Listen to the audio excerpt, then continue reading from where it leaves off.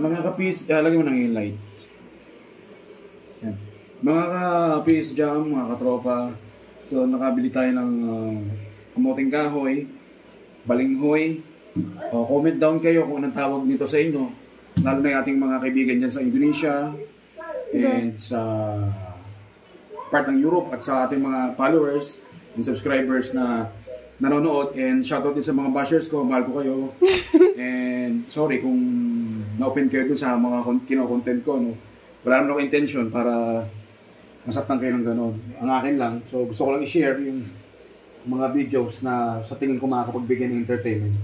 So, sa mga nakakalam, so itong nabili kong kamote, ito kasi medyo, pag inamoy mo siya, may amoy na. Talagang hindi na siya pwede.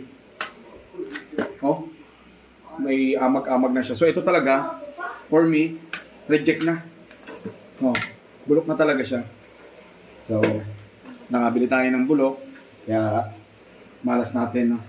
Hindi natin na-check eh. Lagyan natin dito sa basura. Tapos, nakakuha tayo ng isa na medyo goods pa. So, ito naman, susunod. Ito yung tanong ko kasi, may mga ugat na siya kung pwede ba kaya to. So, malalaman natin, no? Kung hindi kayo nakakalason to. Kasi may mga issue na nakakalason to yung mga ganon. Pero parang hindi naman eh. Ito kaya ito, bulok na rin. Talagang negative na rin talaga to. So, malas natin, no? 2 kilo pa naman yung nabili natin. Tapos nabigyan tayo ng bulok. Bulok na ito. Wala na to. Yan. Bulok na yan. So ito na lang yung pwede. 2 kilo, 2 piraso lang yung pakinabangan natin. So, bulok na to. Tapon na natin sa basura.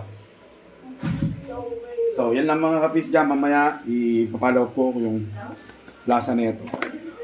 Okay. Bye.